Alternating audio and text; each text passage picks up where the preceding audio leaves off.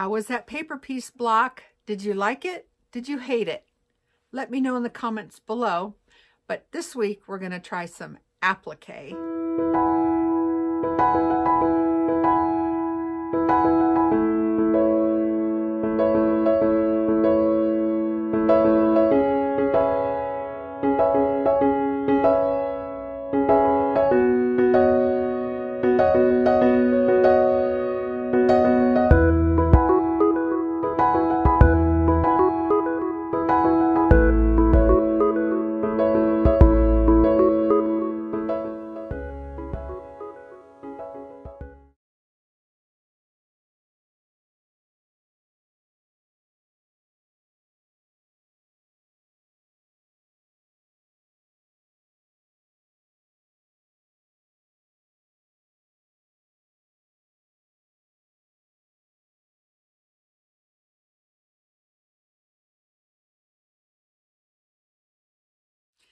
Welcome back to my channel, quilters. My name is Shanda.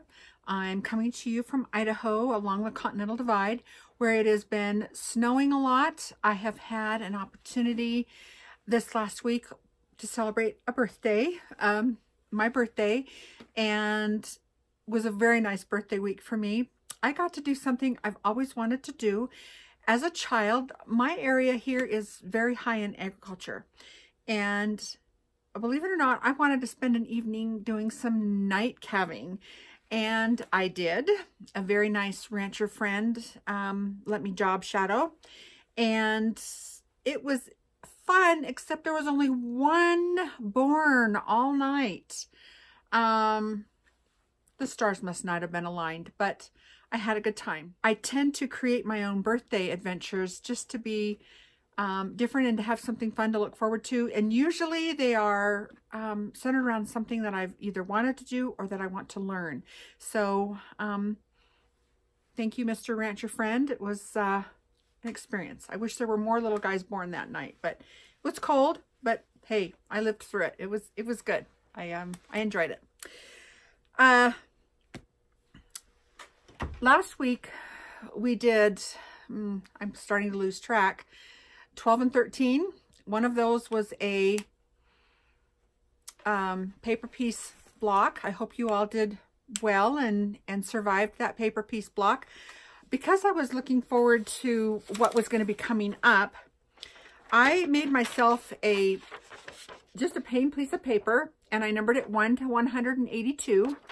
And let me show you this side. If the number is blank, that means it's just a regular pieced block, but I put AP for applique or PP for paper pieced. And so that can kind of tell me over the course of the weeks what's coming up. After block number 23, we have a long shot of a lot of blocks that we're going to be cranking through, because these are so addicting to me that I want to get through this project and enjoy this quilt top. But anyway, you might find that kind of helpful, just to kind of plan what's going to be coming up. With that in mind, this next week we're going to be doing a applique block, and I'm going to talk to you a little bit about that in just one second. I've had a couple of people ask me locally if I am on Facebook. I am not on Facebook. I don't enjoy Facebook. I am on Pinterest. If you'd like to follow me on Pinterest, you can follow me on Pinterest. And I have this YouTube channel, and that's about it. I don't have Facebook. I don't have Twitter. I don't have Instagram. I'm kind of low-key on the social media radar. This week, we are going to be doing 3. We're going to be doing 14, 15, and 16. 14 is our first applique block. Let me set this down. I did this while I watched a movie this last week. I do like watching movies and stitching, but I don't always have the time for a movie. So, but this block taught me something very important. I am going to go through the book and get all my applique blocks prepped and ready. And I believe I've taken some video of when I was prepping this block. And I will be putting that video on the end of here. But I'm going to prep all of my applique blocks so that if I'm watching a movie, if I'm traveling in the car, I'm going to be doing some traveling coming up if I'm on an airplane. I can stitch on these and get these blocks done. They're more of a more mobile project that I can take with me. They're more, I don't have to have my sewing machine. So anyway, this was number 14. It's called Peter Paul, and I changed the inside. The picture shows red with pink. I changed my inside to be blue and pink, just to be different. I'm trying to stay true to the colors in the book, but I wanted to be different on this one. It's pretty, what do I want to say, self-sufficient block. It's, by the time you get the seams in here, it's going to look pretty much like the one in the book. Number 15. Okay, last week I think I commented that paper piece block had 24 pieces in it. Number 15 is called Bricks, and it has 32. Lots of little work in this one, but I enjoyed it. I'm enjoying all of them. I am getting so much satisfaction out of this piecing process. It's teaching me patience. I've never done anything this small on a consistent basis. There's 182 blocks in here. And I think I've mentioned that I am comparing this quilt to the Jane Sickle quilt, although the Jane Sickle quilt, I believe, was hand-pieced, where I'm using my sewing machine. But there are a lot of pieces in this quilt. There's 182 blocks, and it's going to be my lifetime quilt like a Jane Sickle quilt. So anyway, this is Bricks, and it has 32 pieces in it. Really a fun one to put together. And the last one is called, it's number 16, and it's called Origami. These remind me of Chinese lanterns. They're just kind of a fun, this was a fun block. And here's the back of my bricks. Iron seams open. I know that's kind of going contrary to what I've been taught, and all my life I've been creating those seams going one way or the other so that you can stitch in the ditch. As a long arm quilter, I really like a nice stitch in the ditch, a lot ironing going one way. But because these are such small blocks, we do need to iron these seams open. So this is the back. Almost looks kind of like the front. Anyway, iron seams open. These blocks this week, I would have to say this one was my favorite. Bricks. I didn't think I would like stitching that small of pieces. I think some of them were 1.5 by 2.5 or something. 32 pieces. This was kind of a really fun block. Enjoyed it. Okay, so those are our 3 blocks for the week. The last thing I want to say is you've probably been saving those small pieces. I used a lot of the scraps on that paper piece block we did. I believe it was number 12, the one we just did. But if you've looked ahead a little bit, you know that block number 30 is coming up, and it's that baby bows.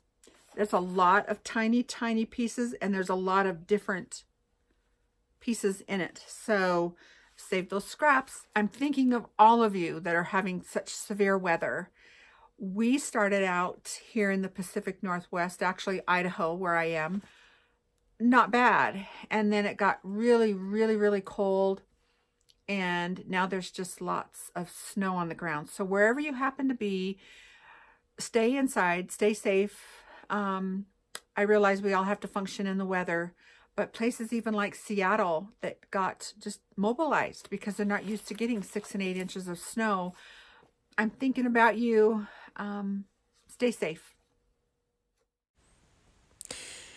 Okay, Applique, one of my, I wouldn't say it's my least favorite, but I learned a lot from this, and now I don't mind it so much. The plastic I'm using is a iron-on applique plastic.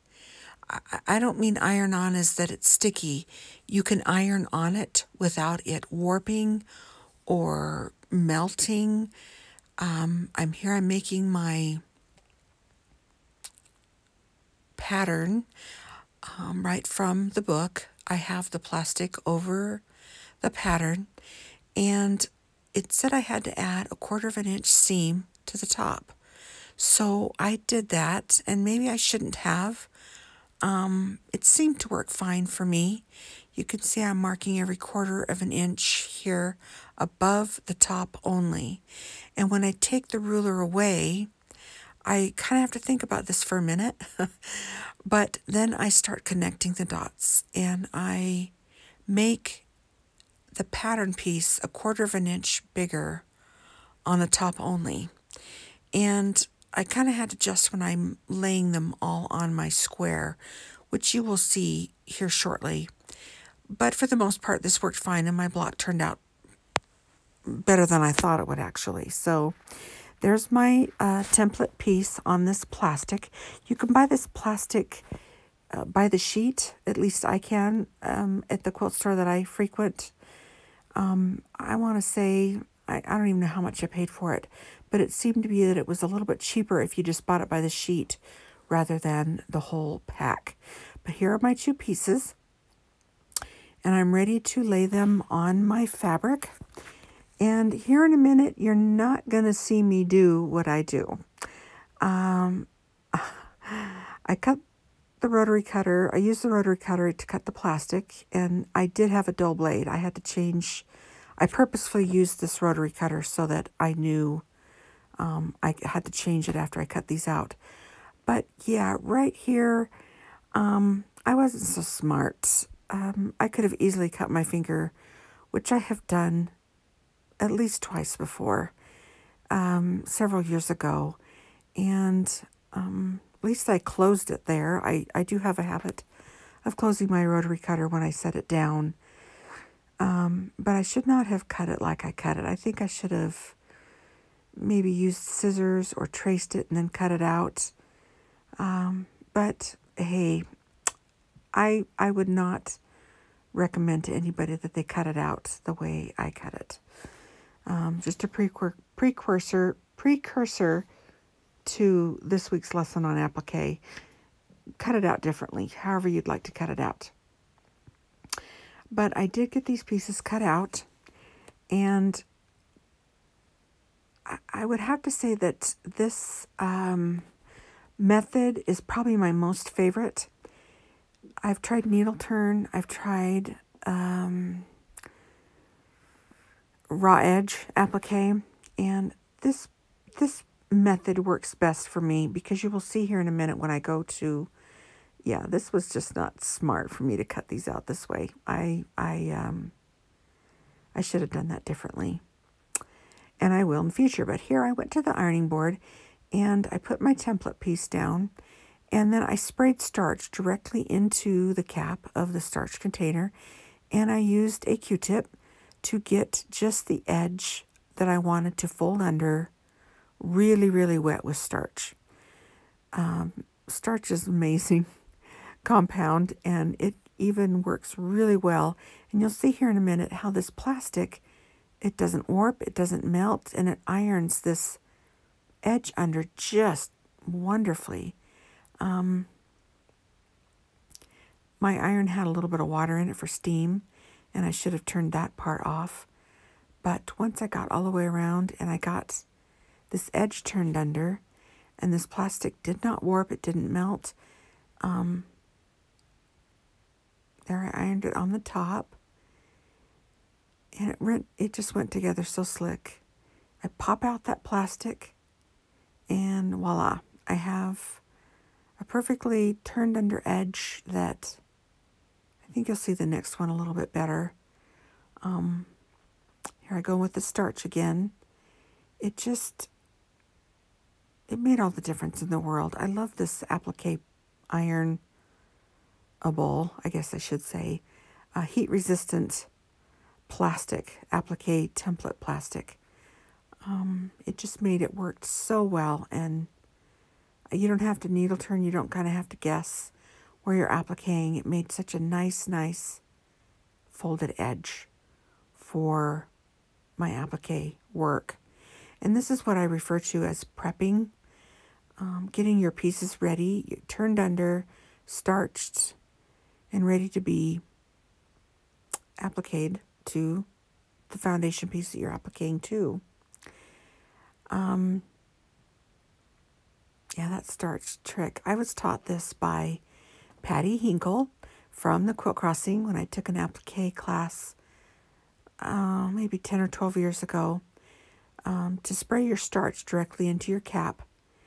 and use a Q-tip to dab it onto your fabric and get it pretty wet. You want it wet enough so that it can really fold over that template, heat-resistant template, really, really well. Here in a minute, you'll see where it was really getting hot, and I had to kind of fan it off with my hands. Oh. Anyway, I did enjoy this block. First, I was kind of dreading applique. Who doesn't dread applique? But I learned something from this block. I think that's number 3 of the 4 that I had to do. Maybe, nope, I got them all done. And here I just laid them on the foundation piece that I was appliquing them to. But I quickly realized that I was going to run out of room. So I had to scoot the edges off. And then I pinned everything in place. Trimmed up my block to the 4.5 by 5.5 when I was done. And did the handwork, and you can see that it turned out pretty good.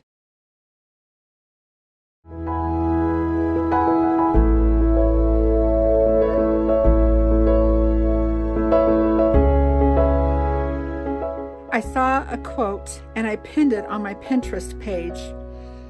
I believe it's under my Words of Wisdom board. It said, "Be nice to your mother on your birthday. It's her special day too."